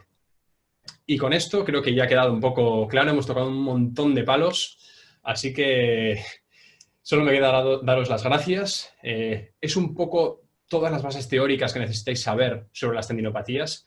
Podemos hablar ya mucho más de cada tema concreto, de programas de ejercicio, de cada una de las tendinopatías de forma concreta, de la mecanobiología, podríamos hablar mucho más.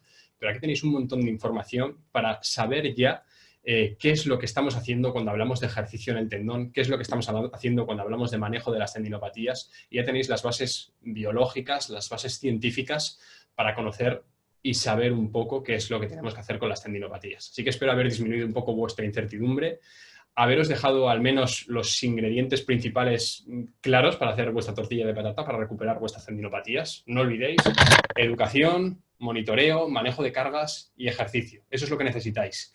Y todo lo demás es complementario. Así que espero que a partir de ahora, cuando os venga una tendinopatía, sepáis identificarla bien y sepáis manejarla de forma adecuada. Así que gracias a todos los que habéis estado escuchándome y a los compañeros de Keres por permitirnos dar estas ponencias. Y mucho ánimo con la cuarentena y el confinamiento, que todavía parece que nos queda un tiempo por delante. Ahora, mientras sales la presentación, léete los comentarios porque te han puesto por ahí, creo que te quiero, por ahí, te han puesto. Te están poniendo de todo lo bonito que te pueden poner. Ha sido un montón de información y soy consciente de que supongo que muchos términos nos os resultan nuevos, de que hay cosas que cuesta entender. Además, supongo que he ido muy rápido, pero supongo que también subirán la presentación a YouTube. Si alguien quiere la presentación, se la pasaré a los compañeros de Keres, por si quieren pasárosla, y luego ya podéis dedicarle tiempo al respecto. Evidentemente, en el curso hay muchísima más información y se va a profundizar mucho más en todos los temas, pero aquí ya tenéis pinceladas bastante claras de la evidencia actual y ya podéis conocer un poquito mejor al tendón a partir de ahora.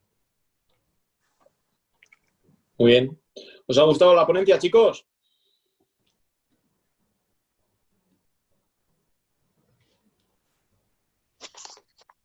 Ya, muy buena. Sí, excelente. ¿Os gustaría seguir formándoos con Álvaro en tendón? Habla de fase. Claro que sí. Estamos preparando un curso sobre acupuntura, ¿no, David? Creo, acupuntura es... Anda. La No. verdad es que ha sido espectacular, Estaría bueno el curso de acupuntura. Claro que sí, güey. ¿Recomendarías, Álvaro, infiltraciones de colágeno en el tendón? No. Si ya sabemos que no hay síntesis de colágeno en personas adultas, pues ¿para qué vamos a generar más colágeno? Si no necesitamos mejorar la estructura. Solo necesitamos mejorar la fuerza, las propiedades mecánicas, el funcionamiento del sistema nervioso, pero no necesitamos cambiar la estructura. El tendón no necesita una estructura mejor para trabajar. ¿Por qué no has comentado nada del sistema facial, del papel que representa en el tendón? Porque no es relevante. Porque digamos que he hablado de lo más relevante, diríamos. Pero es algo que de verdad nos interesa.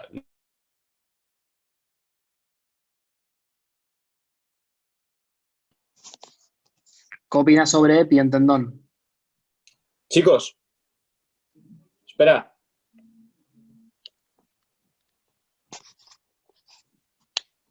¿Cómo lo encuentro el canal de YouTube? Álvaro, Sí. bien, que se te había ido el audio.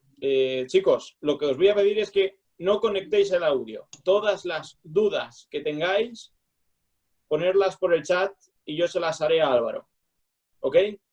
Por favor, porque si no esto es un caos. ¿Ok? Yo sé que tenéis ganas de hablar, tenéis ganas de salir, tenéis ganas de preguntar, pero hay que tener un respeto tanto a los compañeros como al ponente. ¿Ok?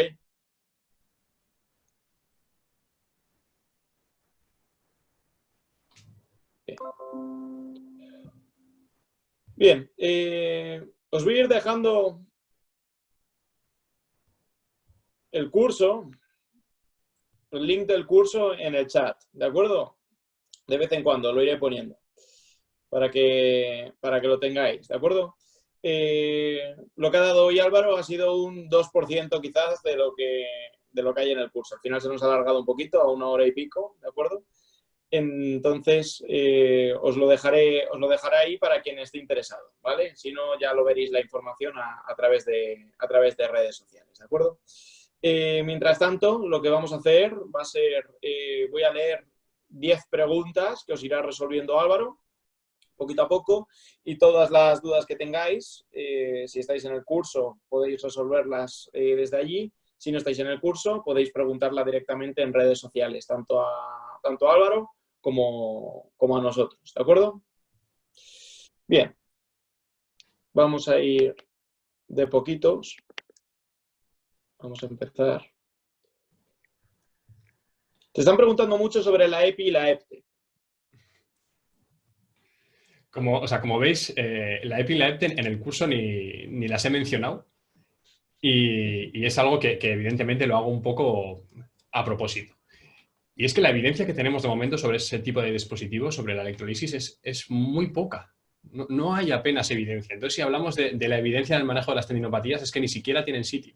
Es que hay muy poca evidencia. Y la evidencia que hay es de muy baja calidad. Pero es algo de lo que se podemos argumentar basándonos en la evidencia. Si nos basamos en la evidencia directamente, es que ni siquiera tienen lugar porque no hay evidencia suficiente para respaldarlas. Y si nos basamos en la biología, pues digamos que la argumentación de la electrolisis ha ido cambiando un poco en el tiempo en función de aquellos mecanismos que trataban de explicar el dolor tendinoso, las teorías bioquímicas, las teorías estructurales. Al principio parece ser que la electrolisis ayudaba a generar un proceso inflamatorio local que conseguía estimular la síntesis de colágeno. Ahora sabemos que en las personas adultas no hay esa síntesis de colágeno. Después dijeron que conseguía cambiar el entorno bioquímico y modular un poco la cantidad de citoquinas, de mediadores inflamatorios. Se ha visto que esta teoría bioquímica por sí sola tampoco explica el dolor tendinoso. Y además sabemos que los cambios en la estructura del tendón, en el tejido degenerado, no tienen demasiado sentido, porque no hay células en el tejido degenerado. Entonces, ¿qué cambio vamos a generar en un sitio donde no hay células, donde no se puede sintetizar nada, donde no se puede dar ningún tipo de adaptación? Así que no tenemos unas bases biológicas claras por las que utilizar una electrolisis.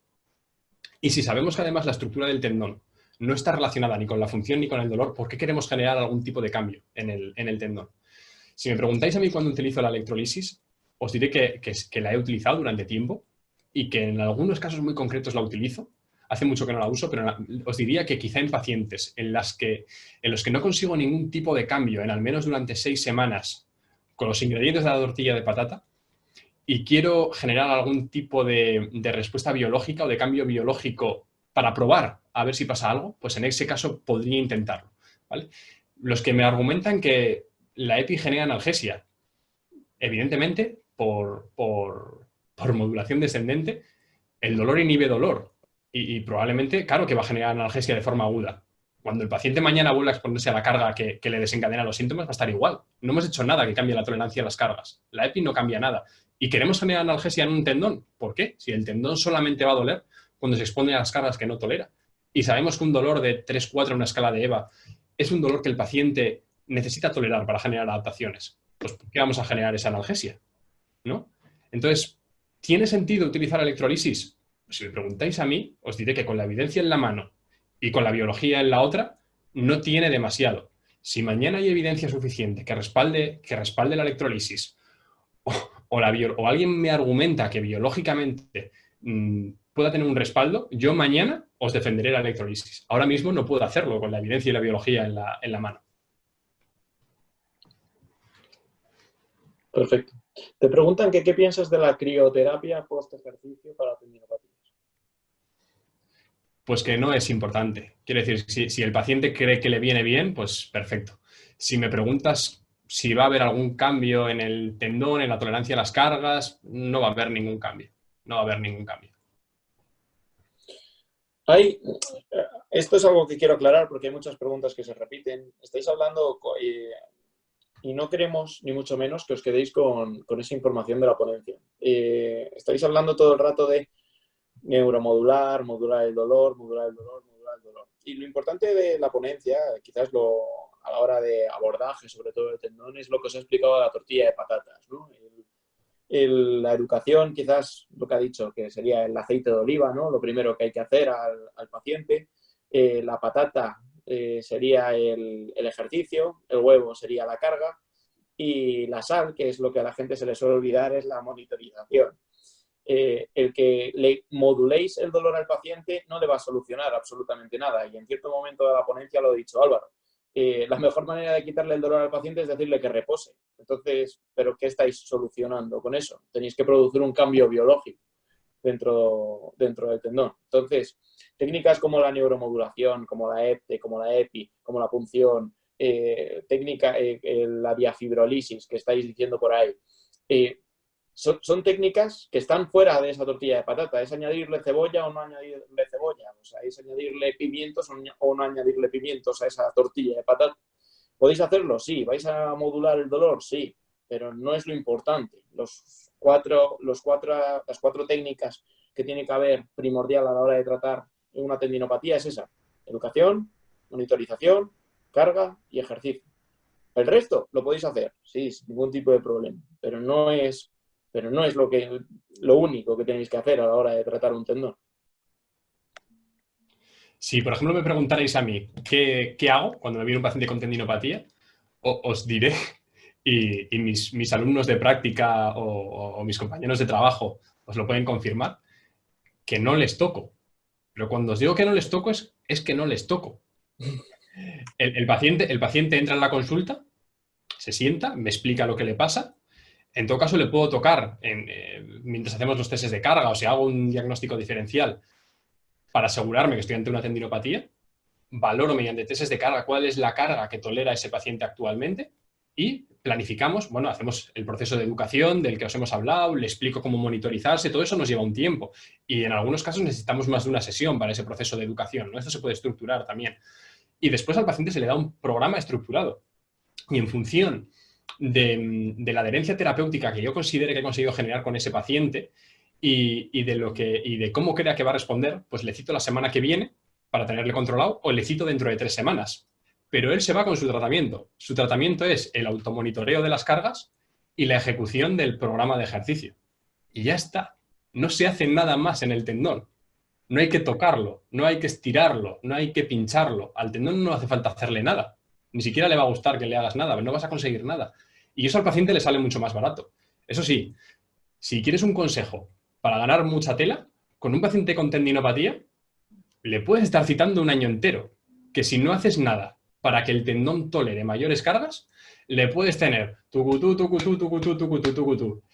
pagándote 80.000 sesiones y el paciente va a estar igual. Pero si lo que quieres es ayudar al paciente, no hace falta ni que le toques. Si al paciente le reconforta que le des un masaje después de hacer todo este proceso, después de hacer la tortilla de patata, dale un masaje. Si al paciente le reconforta que le pongas TENS, ponle TENS.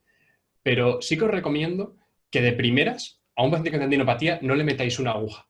Que de primeras a un paciente con tendinopatía no le hagáis demasiado tiempo. No, educarle, enseñarle a monitorizarse y entrenar a ese paciente. Y si no funciona ya pensaremos en otras cosas. Pero hacer la tortilla de patatas.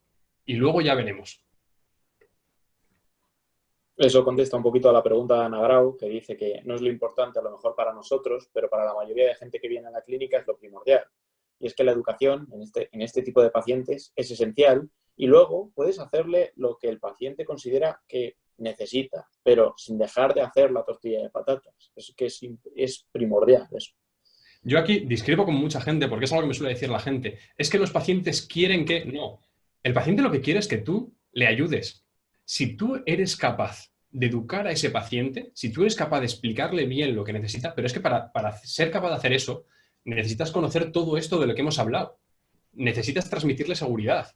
Necesitas que el paciente vea que tú sabes perfectamente de lo que le estás hablando. Si ni siquiera sabes tú muy bien lo que es una tendinopatía, lo que pasa en un tendón, ¿cómo vas a conseguir que el paciente confíe en ti? En ese caso, túmbale en la camilla y hazle cosas y ya veremos lo que pasa con el paciente. Pero lo que tienes que conseguir es educar a tu paciente, que el paciente confíe en ti, que confíe en el programa, si quieres recuperarle. Y no hace falta tocar al paciente. Y yo no lo hago con prácticamente ningún paciente. A algunos les doy un masaje al final, siendo consciente de que no voy a cambiar nada, ¿eh? Pero a algunos les doy un masaje al final. Pero lo importante es la educación, el monitoreo y el manejo de las cargas. Y la buena prescripción del programa de ejercicio. ¿Vale? Sin todo esto, el paciente no se va a recuperar. Lo siento mucho. Pero el paciente necesita tolerar cargas. Y nada más. Te preguntan que si en el caso de calcificación el abordaje sería diferente. No, sería exactamente igual. No sé si habéis visto la diapositiva que hemos visto de cómo se diferencian las células tendinosas. Una calcificación normalmente se da en zonas insercionales y se da en zonas en las que normalmente el tendón sufre unas cargas compresivas demasiado altas y las células del tendón, los tenocitos, en vez de diferenciarse en tenocitos, pues se diferencian en condrocitos o en osteocitos y se genera una metaplasia, un acúmulo de calcio, porque hemos sintetizado, se han diferenciado en otro tipo de células, ¿vale? Es una adaptación que se da. No está claro que las calcificaciones de por sí sean generadoras de dolor, ¿vale? Y parece que en las mujeres y en personas más mayores sí que puedan tener mayor prevalencia, pero de por sí solas ni siquiera sabemos si generan dolor. Y tampoco se ha visto que tratando la calcificación mejoremos las condiciones de una tendinopatía, mejoremos el dolor o mejoremos la función. Así que tratarlas igual que una tendinopatía, a no ser que sea una gran calcificación, que en ese caso hay ciertas técnicas semi-invasivas que la realiza un traumatólogo para de alguna manera limpiar esa calcificación, ¿vale? Pero en la gran mayoría de casos tratarlas igual que una tendinopatía, exactamente igual. Perfecto. Te preguntan que si la síntesis de colágeno como tal solo se da en edades tempranas, ¿no? Por 18, ¿a qué te refieres cuando hablas de anabolismo a nivel de tendón? Vale, los tendones no sintetizan nuevo colágeno, pero sí que pueden reparar lo que tienen, digamos, ¿vale? Cuando hablamos, por ejemplo, de esa discontinuidad de una miofibrilla, de una rotura microscópica, eso lo pueden reparar, o sea, pueden volver a unir esa fibrilla, pero no sintetizando nuevo colágeno, sino con algún tipo de proteínas como fibronectina o trombonectina C, que son un tipo de proteínas estructurales que son capaces de segregar los tenocitos y que de alguna manera pues reparan esto. Sería como echar cemento en una pared que se ha roto, ¿vale? Pero no estamos poniendo los ladrillos primarios, no es colágeno como tal, ¿vale? Reparan lo que hay. Y cuando hablamos de procesos anabólicos, cuando hablo de síntesis de colágeno, hablamos de marcadores de síntesis de colágeno, no de colágeno real, no de colágeno nuevo, ¿vale? Sino que hay algunos marcadores como ARN, mensajero de colágeno, o que nos indican que estamos en un proceso de síntesis, que el tendón está, digamos,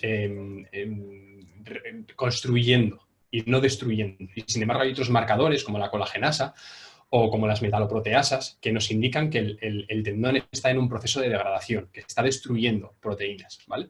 Son marcadores bioquímicos. A nosotros en la clínica no nos importa mucho, ¿vale? Solo nos importa, o si lo traducimos a la práctica clínica, es saber que cuando exponemos al tendón a una carga alta, ¿vale? Por ejemplo, si estamos con un corredor y mandamos a ese corredor correr hora y media, necesitará 2 o 3 días para que pueda volver a repetir esa sesión, sobre todo en el proceso de recuperación, porque necesita ese tiempo para recuperar, para que se dé ese proceso anabólico en un proceso catabólico, porque si continuamente exponemos al tendón a cargas muy altas, vamos a mantenerlo siempre en un proceso catabólico y de degradación y no se va a poder adaptar, digamos, a esas nuevas cargas.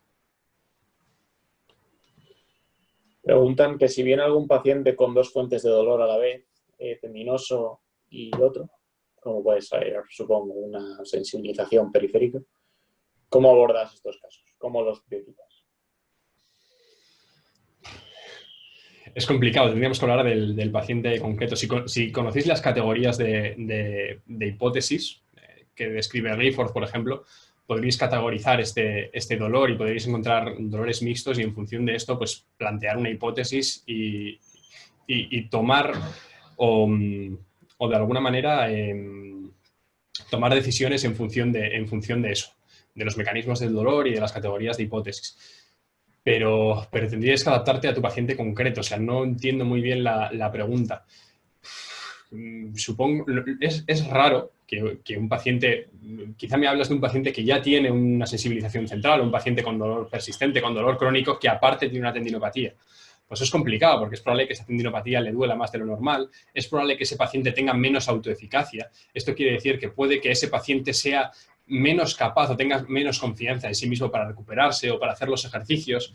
Es probable que hacer los ejercicios le canse mucho más de lo normal y todo esto son condicionantes que van a favorecer la desadaptación del tendón y que el programa sea más complicado. Entonces, en estos pacientes todavía es más importante la educación, nos va a llevar más tiempo, nos va a llevar más sesiones y probablemente el ejercicio tenga que adaptarse muchísimo más o tenga que individualizarse mucho más y tenga que llevarse más despacio. Pero bueno, esto es un caso que me estoy inventando yo ahora, que ni siquiera sé si era tu pregunta, pero bueno. Sí, no, básicamente es que depende un poco del tipo de paciente que venga, ¿no? O sea, primero tenemos que establecer las categorías de hipótesis para ver cuál es el dolor que hay que solucionar primero, ¿no? O sea, pero no podemos, esto es lo que os decimos mucho por redes sociales, no podemos resolver casos así a ojo de buen cubero sin verlo. Muy bien. Bueno, hay mucho sobre calcificación. Te preguntan que cómo pasarías de una fase isométrica a una isotónica.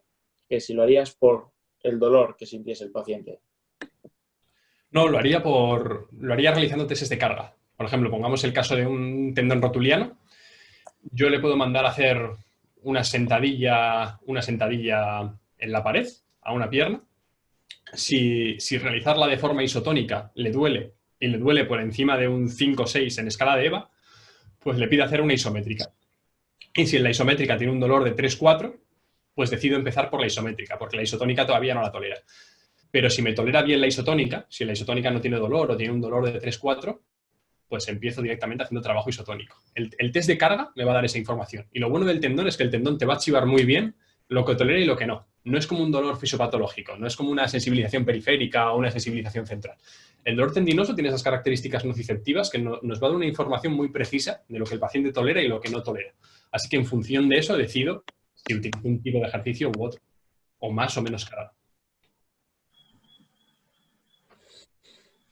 Te preguntan si utilizarías o has utilizado alguna vez restricción del flujo sanguíneo en una tendinopatía.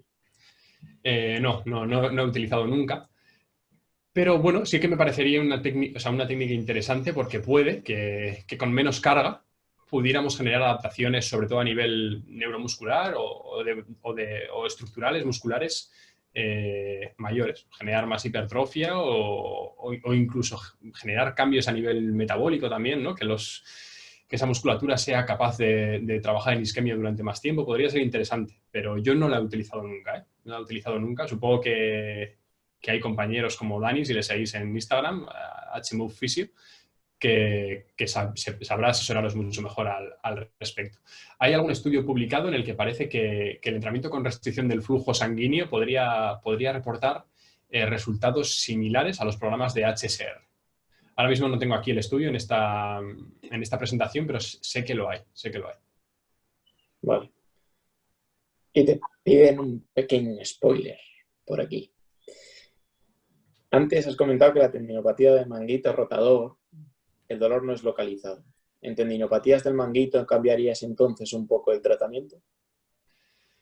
En tendinopatías del manguito rotador, el dolor sabemos que no es localizado porque hay una gran cantidad de estructuras que no somos capaces de aislar. Por ejemplo, un tendón de Aquiles lo podemos aislar muy bien haciendo una flexión plantar, pero en el manguito rotador no. No podemos saber muy bien si la fuente del dolor o la fuente de la nocicepción, mejor dicho, porque la fuente del dolor va a ser siempre nuestro cerebro. No sabemos si la fuente de la nocicepción va a ser el manguito, el tendón en sí, va a ser la bursa. Sabemos que hay hasta 12 bursas en el hombro y que pueden ser muy sintomáticas y casi siempre están involucradas en el dolor. No sabemos si puede ser el ligamento coracoacromial, que sabemos que suele trabajar bajo importantes fuerzas de presión, de compresión. En definitiva, no sabemos cuál es la estructura que puede generar el dolor. Y la gran implicación, la gran cantidad de bursas que hay, puede hacer que ese dolor sea en un territorio más amplio, ¿no? Normalmente se habla de la cara anterior del hombro, pero también la cara lateral, incluso hacia el brazo.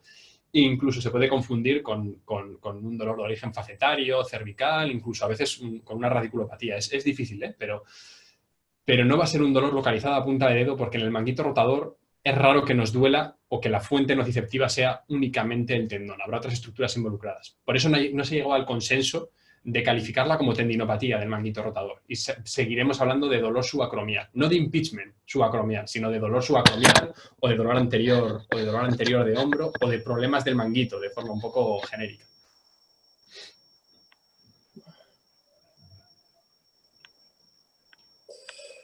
Estoy viendo un poquito preguntas que no hayan sido respondidas. A ver.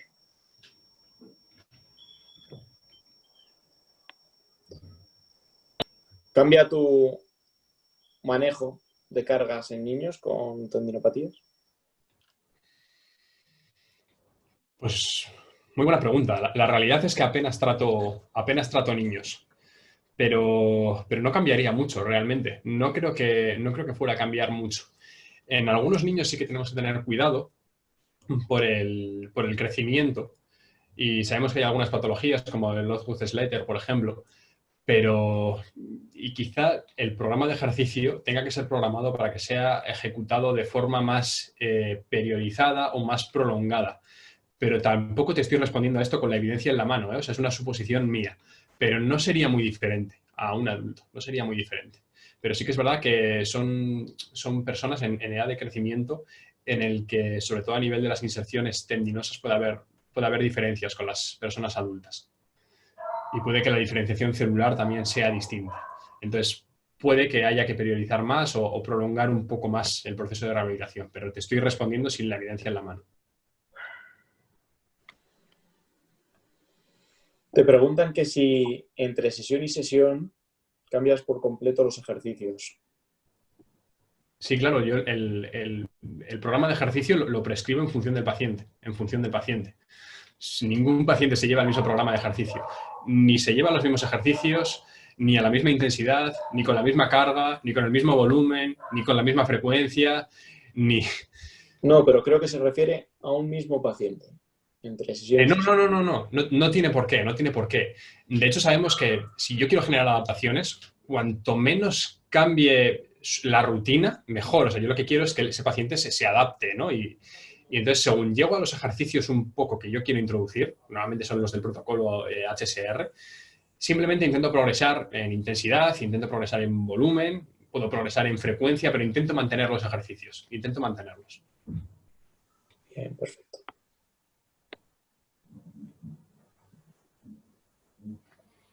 Te dicen, la estructura de colágeno se puede reparar, pero las zonas degeneradas en las que dices que no hay células, ¿eso ya es irrecuperable? ¿Solo te queda fortalecer lo que aún queda vivo? Se ha respondido solo la pregunta, eso es. Las zonas de muerte celular, las zonas de apoptosis, las zonas totalmente degeneradas, ahí no hay nada que recuperar porque no hay células, o las células que hay están muertas.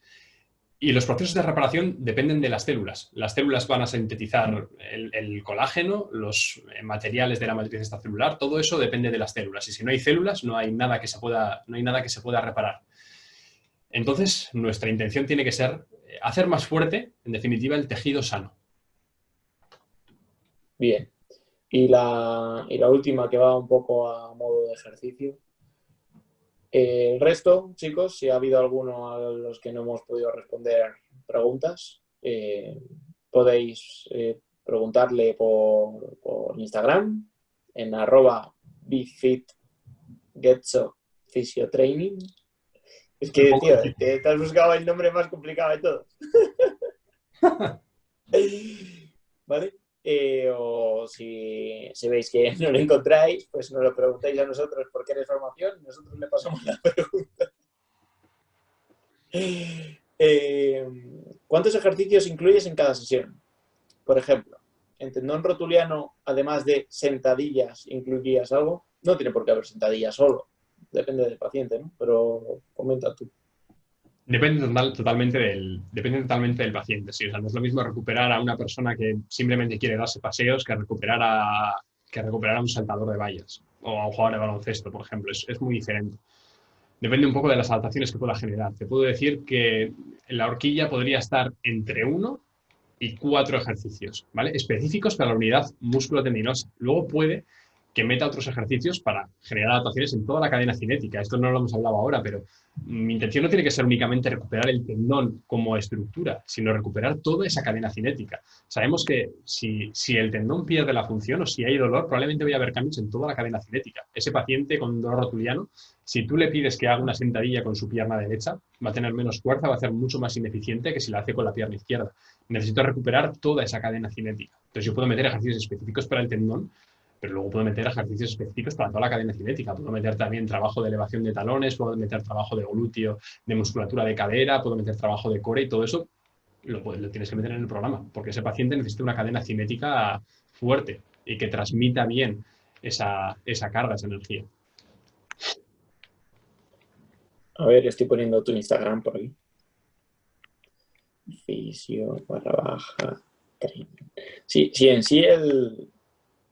Sí, en sí tu nombre de usuario no es complicado. Lo que es complicado es donde has puesto las barra bajas, que siempre me equivoco. Vale, ya está. Tenéis el Instagram de Álvaro en el chat, ¿vale? Para que le sigáis, para que podáis hacer las preguntas. Y bueno, básicamente las preguntas os las resuelve él día a día, que sube cada día 27 historias hablando de tendón. Así que nada, Álvaro, muchísimas gracias por tu ponencia, ha sido espectacular. A todo el mundo, creo, aquí le ha encantado. Si queréis ampliar la información en un 99%, tenéis el curso. Así que nada, poquita cosa más que añadir por mi parte. Y nos vemos mañana en la siguiente ponencia a las 12 con el ligamento cruzado anterior. Pasamos de tendón a ligamento.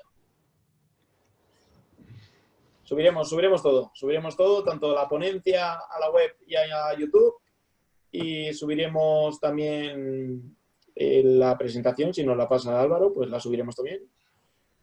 Y todo lo que podamos aportaros. Y mañana continuamos con esta saga que a mí personalmente me está encantando. Muy bien, Quique. Ahí está Fisioteórico dando ahí lo suyo. A las 6:30 de la tarde, fisioterapia oncológica en pacientes pediátricos también. Así que ahora subiré todo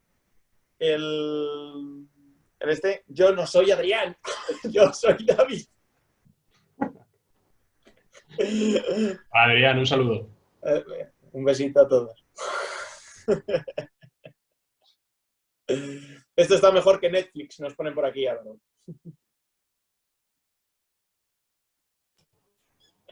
Coño, es Rubén.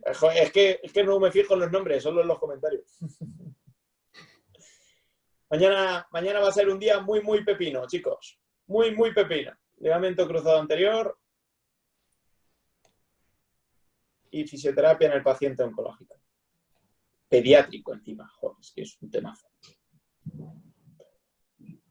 En la de oncológico pediátrico no me toca estar como moderador, pero voy a estar como escuchador. Como oyente. A las 12 de la mañana, ligamento cruzado anterior.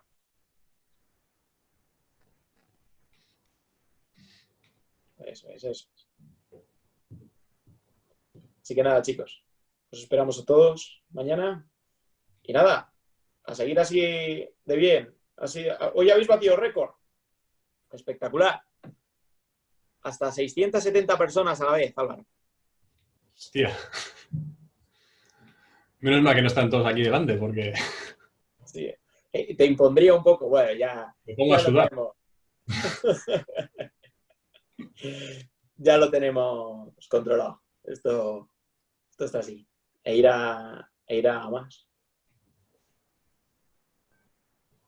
Ha habido un momento durante los 15 primeros minutos de la ponencia que has tenido que batir el récord al Chollín, hablando rápido. Eso tenía que pasar. Me dice, antes de comenzar el webinar, me dice, lo estaba practicando, tío, y 45 minutos, claro, hablando así, claro que sí, digo, hostia, sin beber agua y sin respirar. Espectacular. Han sido más de 90 diapositivas, ¿eh? ¿Le has metido 90 diapositivas en Sí, una sí. hora? Es que ha sido a 45 segundos por diapositiva, ¿eh? Tranquilamente. Ole, No, ole. no sé cuántas han sido, pero 90 y algo. Sí, sí. Sí, le has metido. 92 diapositivas. Le has metido. Lo que no sabéis, aquí, o sea, aquí nos veis, esto queda tan bonito y tal, pero estamos por detrás. Álvaro, tío, no te pases. Álvaro, tío, no te pases. ¿Te das cuenta cuántas horas llevas y recién dos? Estoy confinado. O sea, ¿qué voy a hacer si no?